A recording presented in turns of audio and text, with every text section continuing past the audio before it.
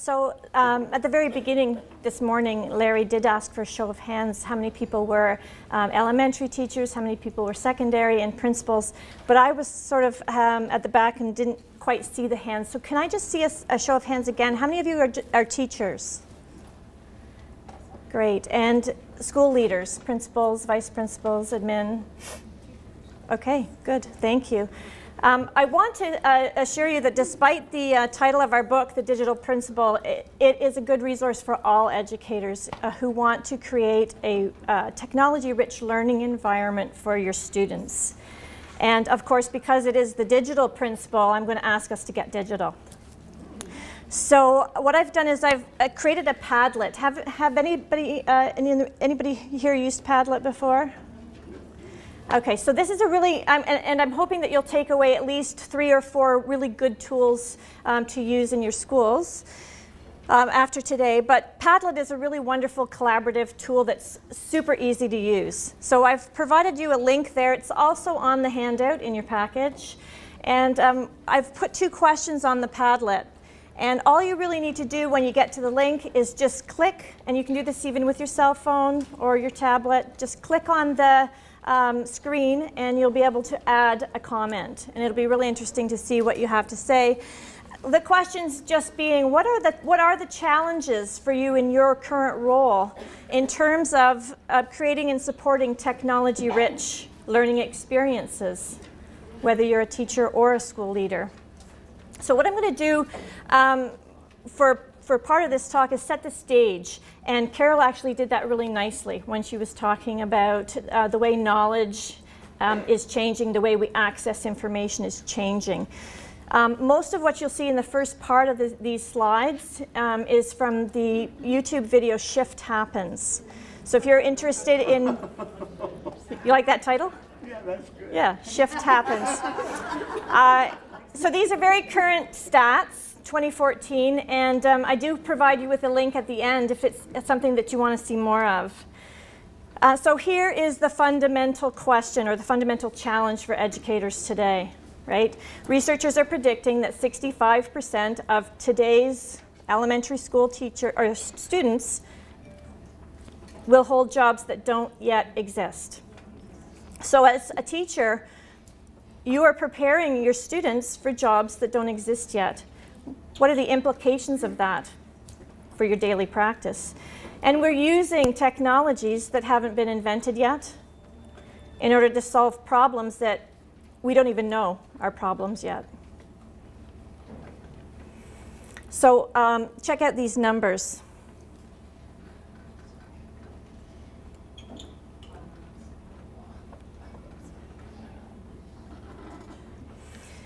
So if you think about 2013, when the world's population was about 7.125 billion, this means that there are more internet devices on the planet than there are people.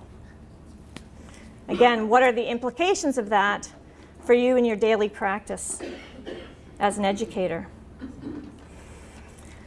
And what are all these internet devices being used for? So I did a little bit of calculations, and during the course of this, it's about 15 minutes that I'll be talking. This is the content that will be uploaded in just 15 minutes on the internet, and this is just some of the ways content is added to the internet. And if you think about that last statistic there, we're going to come back to that when we talk about digital citizenship. So did you know that if Facebook was a country, it would have the largest population in the world? 5.9 billion searches on Google every day. So Carol talked about asking questions. The internet is changing the way that we get our information and the way that we know things. If students have access to this kind of information at the touch of a finger, what impact does that have on what we do in the classroom? And here's another big question. To whom were these questions addressed, BG, before Google? We probably sat around and did a lot of wondering. Now people just whip out their cell phone and find the answer. 90% of the world's data has been generated in the past 2 years. Thinking back, in 1900, human knowledge doubled about every 100 years. In 1945, human knowledge doubled about every 25 years. Today, human knowledge doubles every 13 months. And researchers are predicting that by 2020, human knowledge will be doubling every 12 hours. Michael Fullen, a change expert, points out that technology has significantly impacted every sector of society with the exception of education. So this leads to a disconnect. And it's a disconnect that exists between what our students are doing on their internet devices outside of school and what they're doing in their classrooms during instructional hours. So this, how many of you have seen this infographic?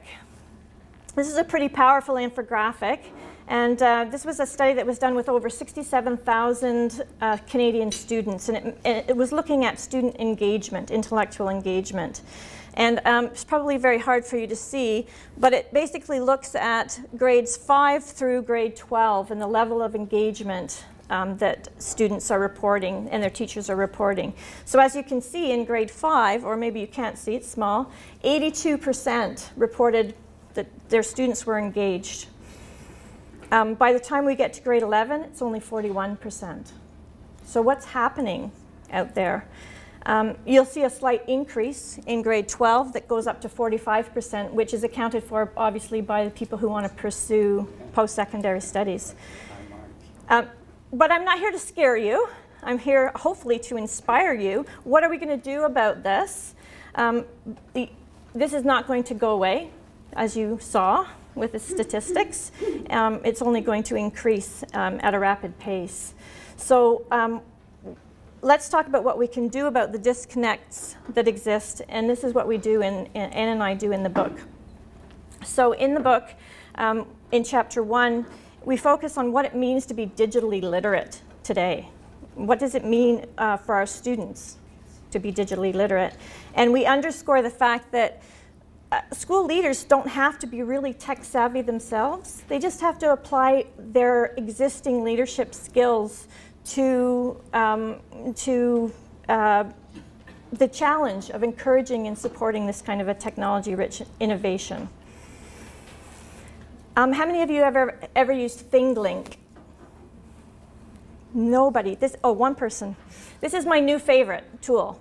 And if you were to go to the link at the bottom, I created 2 ThingLinks for this presentation. The one that's on your handout on the front would take you to, if you were to go to that, it would take you to an image of our book. And then it would take you, if you click on the little icons, you'll see various annotations about the book.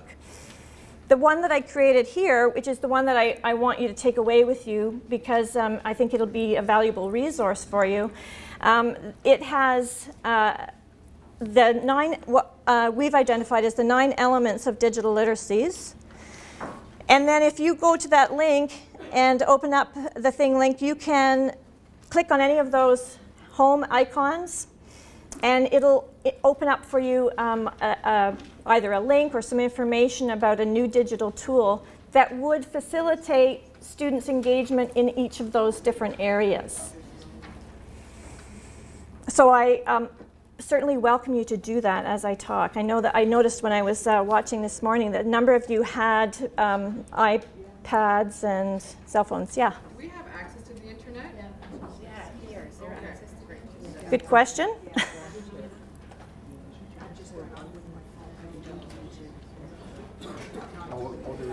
I'll just pause for one more minute in case anybody's trying to get that link down.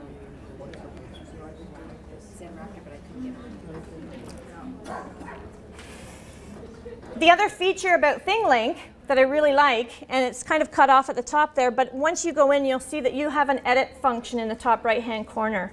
If you click on the edit function, then you can add your favorite tools for the various things. So if everybody were to do that in the room, we would have a really nice collaborative compilation of your favorite digital tools. Okay, so we'll move on. This is an image from Michael Fullen's 2014 report called A Rich Seam. And as you can see, technology use in schools tends to be primarily low level and focused on information consumption. So you can see in the bottom 4 there, the main thing that we're using the internet, or sorry, our technology for is finding information on the internet. Whereas it's used much less often in the top part of the image for more sophisticated purposes, for example, knowledge creation, creating even multimodal presentations. And of course, there's so many interesting digital tools that make it really easy for students to do that now, but that's only 6% of technology use in schools. My son's in grade 12 now, one of my sons. I have 3 children. The middle one is in grade 12, and when he was in grade 9, he decided he was going to take a computer technology course, and this is what he said to me. So he was really frustrated. By the way, this was created with WordSwag, another one of my new favorites.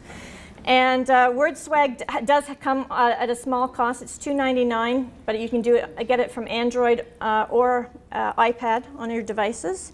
And you can take any text and put it in and make it really pretty. You really prettify things. If you want to make some posters for your classroom or get your students, even better to do that. Can you read that? Okay? Yeah. And I love this graphic, because it reminds us that we need to keep the focus on the learning rather than on the specific digital tool. So if you look at the book, you'll notice that WordSwag, ThingLink, I think we mentioned Padlet, but those 2 aren't even in the book because they're that new. So it's not about the digital tool, it's about what the digital tool can afford or can lend the learner. And we need to keep that in mind.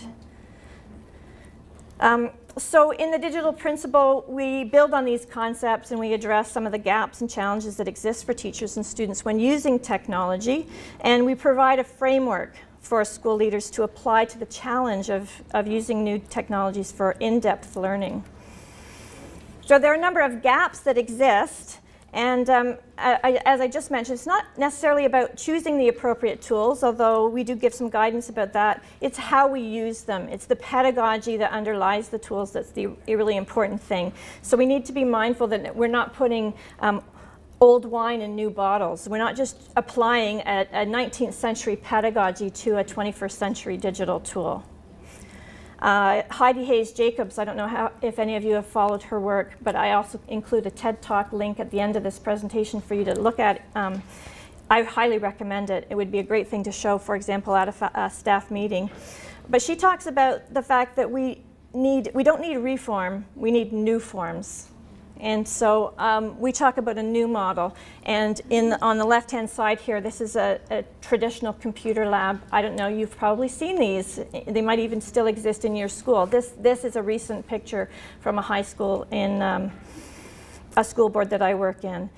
So we need to move more to an environment that's like the one on the right, which is an image of a school I've also been working in where we're working with a BYOD model, bring your own device model. And how does that work? So we address that in the book as well. Our chapter 3 is really a focus on all of these things, including inquiry-based learning and its challenges. So we got some background on inquiry-based questions. Being able to choose the right digital tool, support for differentiation of instruction, and promoting and participating in learning communities. And I will echo what Carol said about Twitter. You can, just in 10 minutes, you can learn so much. It is like going to a conference. So the emphasis of that chapter is learning, or technology at the point of learning, and how that needs to look different. And one of the most important roles that the digital principle has is supporting teachers. And I know that teachers can sometimes feel a little bit like, you know, in the image down there on the bottom right, a little bit like you're out on the edge. And being cutting edge is a great thing, but it's also kind of scary. And so it's particularly daunting for teachers who don't feel adequately prepared. So how do school leaders then create an environment where teachers can feel like it's okay to make mistakes, it's okay to experiment and try new things, and give them the support they need to do that? So we talked about some of those things, including the benefits of in-house professional development.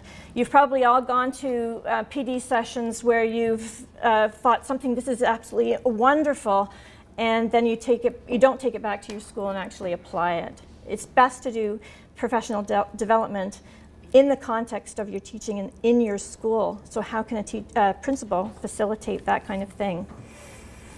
All teachers want to be current and relevant, right? You don't wake up and go to work one day and say, I think I'm going to be mediocre today. We all want to be great, right? But sometimes our visions of what might be don't really mesh with what we are able to do. So it's about building teachers' proficiency with the tools. And even the most proficient users of technology need technical support sometimes. I work at a technology university, UOIT, and I'm immersed in technology all the time. And sometimes I'll go to a conference and my technology won't work for me.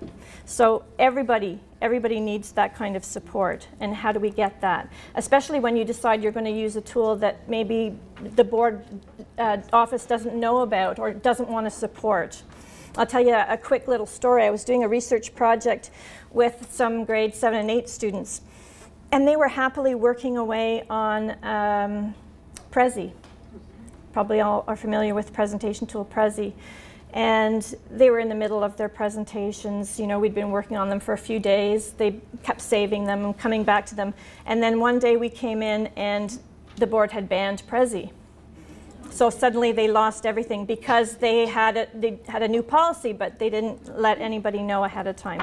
So those are the kinds of challenges sometimes that teachers face. And all of that is covered in our chapter 5, along with other ideas related to purposeful change and systemic improvement. And remember that Pirate Bay.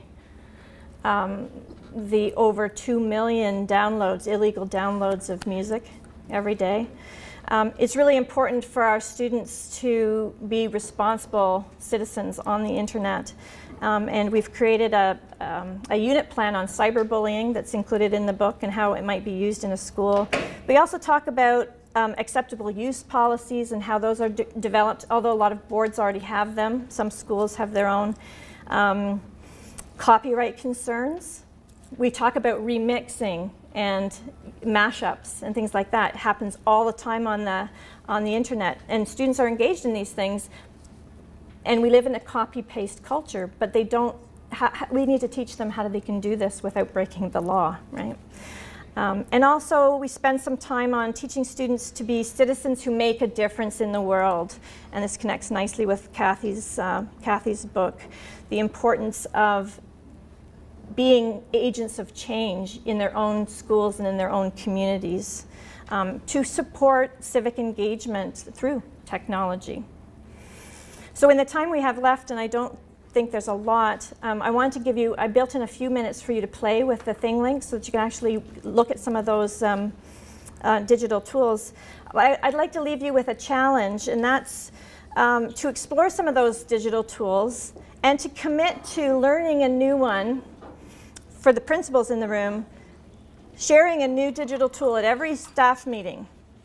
Do a spotlight on technology and have somebody who's using that tool come in and share what they're doing with it and how the students are using it. And if you're a teacher in the room, for every new unit of study, commit to bringing in a new digital tool and using it with your students, because we need to together prepare our students for life in, the digital world and work in the digital world. So and these are the 2 links if you're interested in seeing more. And that's all I have. Thank you. There's a question, though.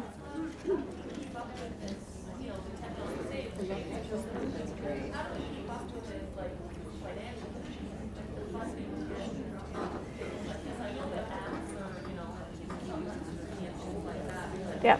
Almost every, so the question was, if you didn't hear it, was how do we possibly keep up with the cost involved in this, and even just keeping abreast of what's out there, new technologies?